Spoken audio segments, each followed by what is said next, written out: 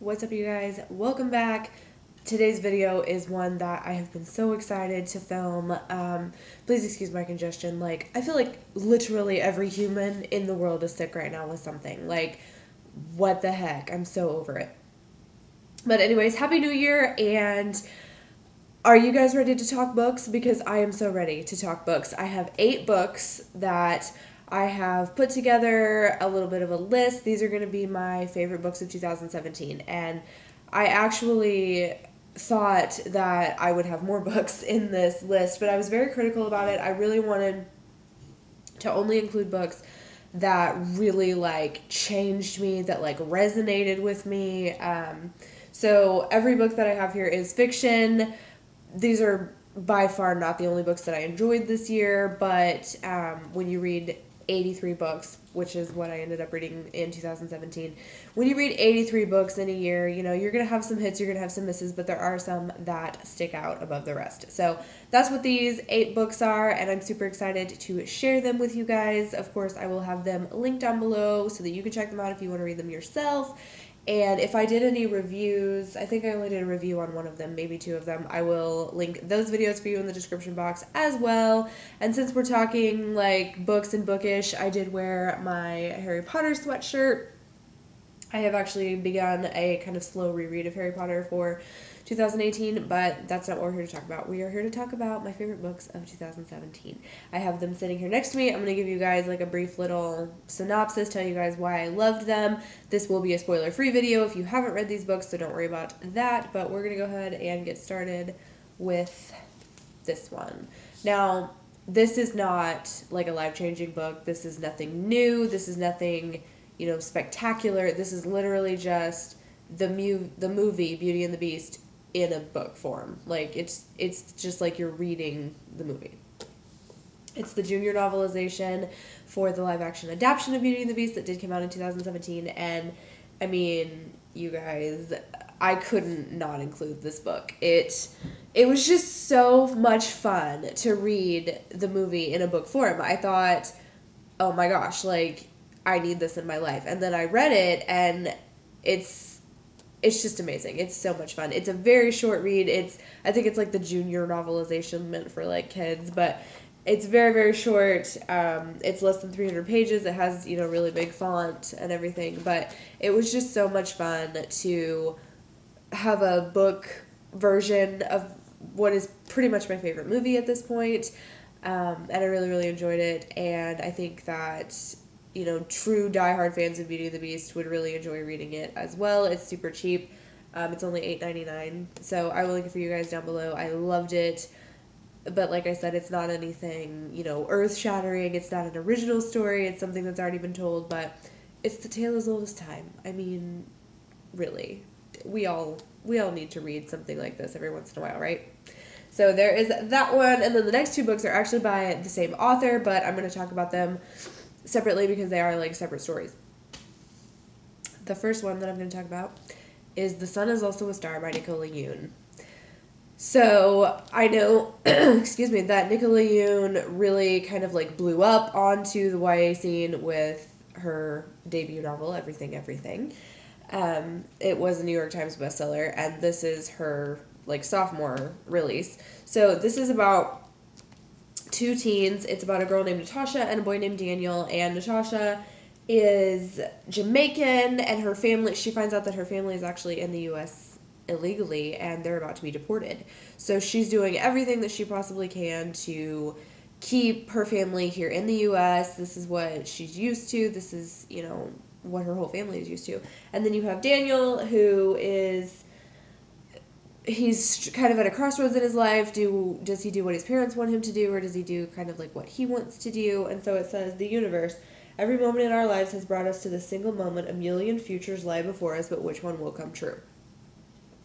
And it's just, they meet by chance, and it's just the course of one whole day where they literally meet the same day and they fell in love, and it's just about them getting to know each other. And is Natasha going to get deported? What is Daniel going to do with his life? And it's a very sweet, but very powerful contemporary. It's about how just by chance you meet somebody and how it can almost change the course of your whole life in just a day. So I loved it. I thought that it was super, super good, and it's one that I will definitely, reread in the future. This is actually my library's copy of the book because I don't own a copy currently, but I will be purchasing one in the future because I really did enjoy it. So now that we have talked about Nicole Yoon's sophomore release, let's talk about her debut. Everything, everything is everything.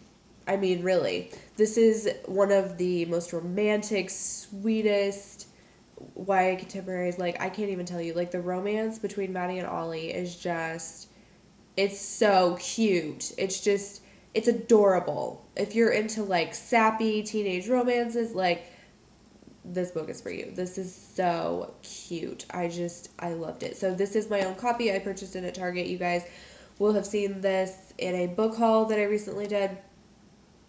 But this is about, as I said, a girl named Maddie, and she has been told that she has, I can't remember what the disease is called. It's a disease basically where she's allergic to everything. So she can't leave her house. She has not left her house. It says live life in a bubble or risk everything for love. My disease is as rare as it is famous. Basically, I'm allergic to the world. I don't leave my house, and I have not left my house in 17 years. But then one day, a moving truck arrives next door. I look out the window and I see him. And then it has like a description, and it says his name is Ollie. Maybe we can't predict the future, but we can predict some things. For example, I, Maddie, am certainly going to fall in love with Ollie, and it's almost certainly going to be a disaster. Oh man. Like, Ollie is so sweet, and just their relationship and the progression, the character development, the things that happen in this book, there's a lot of like, kind of like, whoa, like shock factors. They're dealing with real life problems and emotions. Like, even though Maddie has never left her house or hasn't left her house since she was a small child, like, she still is a teenager and she feels all the same things that teenagers feel. And her and Ollie do fall in love, and it's just about their whole relationship and their relationships with their parents. It's about Maddie, learning about the world that she has never really been able to be a part of, and it's just a beautiful story. They released a movie this year, the Everything Everything movie, which was really, really good, and this is something that I think that I will come back to. It's a very feel good read. Like, it's not fluffy. It definitely has some like heavy tones in it, and it's not all like sunshine and rainbows, but it's a feel good read because it's about people discovering each other, discovering who they are. I mean, it's excellent. I love this book, so I could not say enough good things about it. So another book that I really, really enjoyed, I know that I do have a review for this one on my channel, so that will be linked below, is A Whole New World by Liz Roswell. And these are her twisted tales in a series.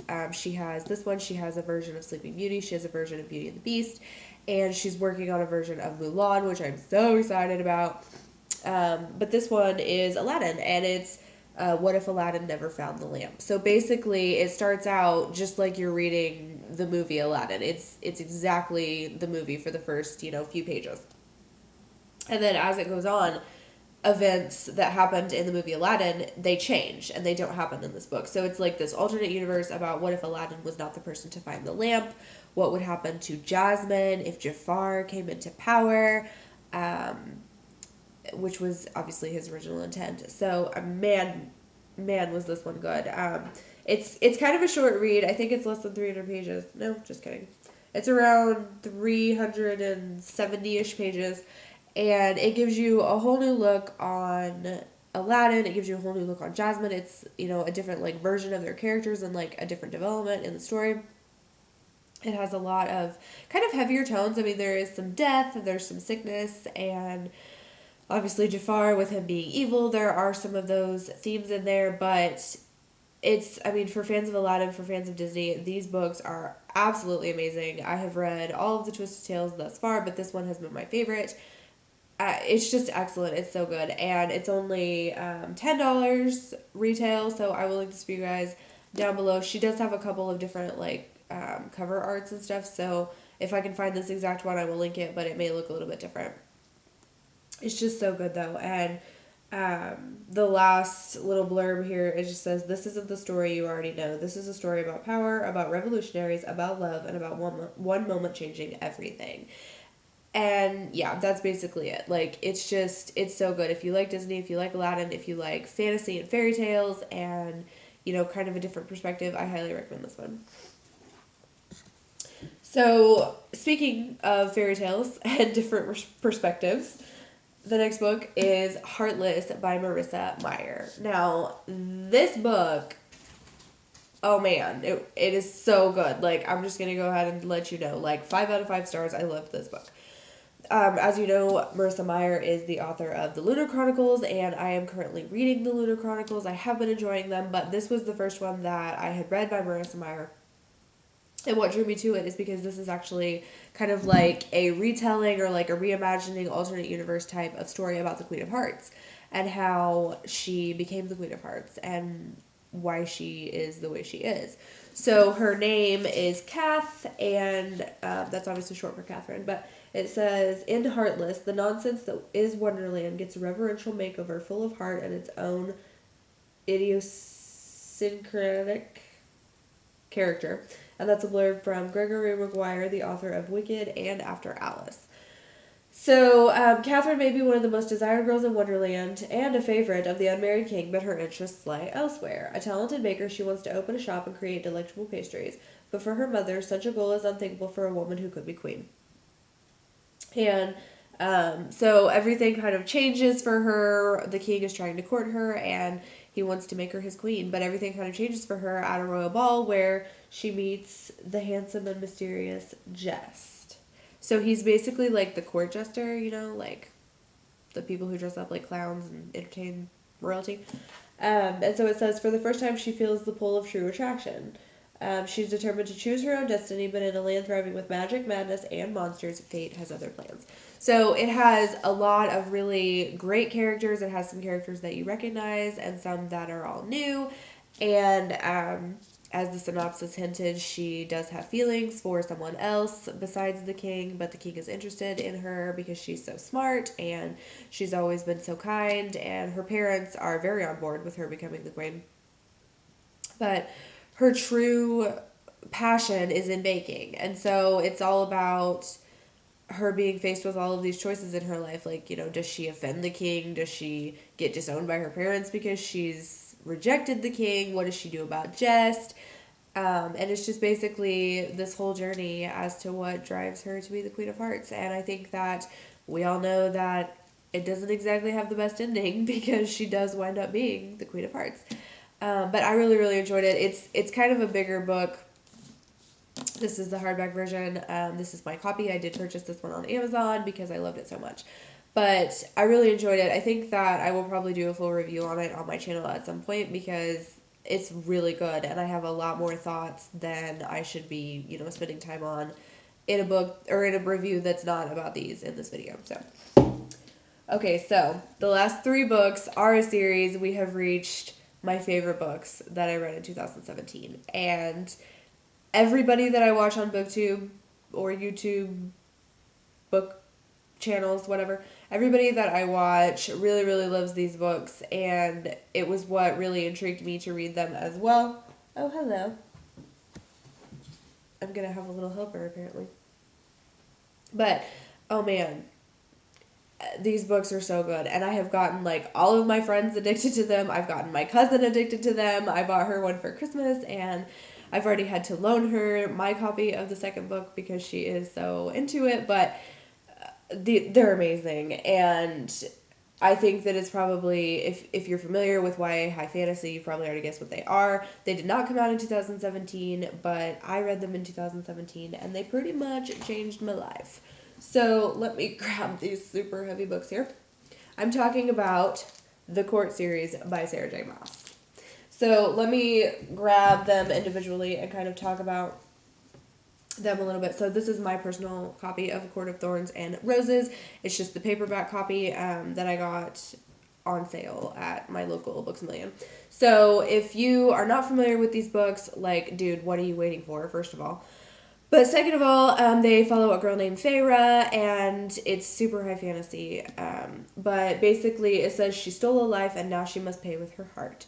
When 19-year-old Huntress Feyre kills a wolf in the woods, a beast-like creature arrives to demand retribution. Dragged to a treacherous magical land she knows about only from legends, Feyre discovers that her captor is not an animal, but Tamlin, one of the lethal immortal fairies who once ruled their world. So the whole first book is about Feyre coming to terms with the fact that she now lives with Tamlin in the court. And it says an ancient wicked shadow over the fairyland is growing, and Feyre must find a way to stop it or doom Tamlin and his world forever. So this is all about stopping an evil who is trying to take over the world. And her name is Amarantha. I think that's how you pronounce it. And so basically it has, Amarantha. So basically this has action, it has romance, it has peril, and it's all about like Feyre finding herself and coming to terms with her new fate. And oh man, it's just so good. And where this one leaves off, it gets picked up in the second book, which is A Court of Mist and Fury. And this one, it says, good, I was not good, I was nothing, and my soul, my eternal soul, was damned. I tried to get my traitorous lungs to draw air so I could voice the word no, but I didn't have to say it. And so this is like part of a nightmare that Feyre was having. Because after the events of the first book, she had a lot of PTSD. She was actually quite affected by that. And so it says, Feyre survived, and she returned to the Spring Court, but at a steep cost. And I don't want to read any more of this because it's going to spoil things for you. So at the end of the book, something happened between Feyre and another one of the high fae or high fairies. So she's coming to terms with that. She made a bargain with somebody. I'll just say that she made a bargain with somebody. So it's about her fulfilling a bargain, but also being in a relationship with Tamlin, and she's going back and forth between the Spring Court and the Night Court, and there's all kinds of stuff happening. There's a bunch of new characters that are introduced in this one, which I really, really love, and just Feyre's character development is so great, and her family. In the first book, we kind of got to know her family, and they were not the nicest people, but things kind of shift a little bit in this book, and I just loved it in general. I loved everything that happened. A lot of people, I think, are upset by some of the things that have happened, some of the romances and relationships, but I think it all turned out the way that it was meant to. I mean, obviously, this was the vision that Sarah J. Maas had for it. And then the final one, for now, because there is another one coming out this year in 2018, and I'm so excited, but the third one is A Court of Wings and Ruin, and this one, I think this one was probably my favorite thus far. Just Feyre's character has changed a lot. She's a lot stronger. She's more sure of herself. She knows more who she is. She's confident in her relationships and with her friends and everything. So I think that this one is my favorite so far. But it says, a nightmare. I had told Tamlin I was the nightmare. So she has returned to the Spring Court here. She is gathering information on Tamlin's maneuverings and the invading king threatening to bring Prythian to its knees. In this thrilling third book of A Court of Thorns and Roses, the earth will be painted red as mighty armies grapple for power over the one thing that could destroy them all. So it's basically another chance for Feyre to save the world, or to save the courts and the land of the Fae. And this one has a lot of like a family dynamic to it. There is a lot more like romance. There's a lot of, again, like new characters and character development and stuff. This one has a lot of action in it. It has a lot of peril in it. I read it, I mean, this is not a small book, but I read it in the course of like 3 days on a road trip. I read all of these in July, and oh man, I mean, they're just so good. I know that I'm being like pretty vague about it, but I don't want to spoil them for anybody that hasn't read them before. I just think if you like YA, if you like high fantasy, I think even adults would enjoy these. I'm very into young adult fiction, but I really do think that adults would enjoy these as well, because it's not like just a bunch of teenagers hanging out and, you know, doing high school things. I mean, these kids are like, they're getting stuff done. And not everybody is a teenager as well. Feyre is really the only teenager because as High Fae, like Rhysand and Tamlin, they're ageless. I mean, basically. So, oh man, I love them. I could talk about these books all day long, but I'm going to kind of, you know, wrap it up here. I may do individual reviews of them on my channel because I could talk about them forever, but I don't want to spoil anything, like I said, but that's it. That's my top 8 books that I read in 2017. I read a ton of good books, but these were the ones that just kind of stood out to me and really kind of like changed me, I guess you could say. So if you guys have any questions about these books, or if you have read them and you loved them as much as I did, I would love to hear your thoughts. So definitely leave me a comment down below and let me know. Let's talk books. Books are such a huge part of my life, and I'm really interested in kind of bringing that more into my channel. I think that talking about books is kind of like therapy for me. And as I mentioned in the beginning of the book, I did read 83 books in 2017. I'm definitely interested in raising that number for 2018 now that I am active with a library card. I didn't get my library card until May of 2017, so I feel like I can beat that goal. Like, if I can read 100 books in 2018, that would be amazing. So, that's it. Please hit the subscribe button down below, and I will see you guys next time. Bye.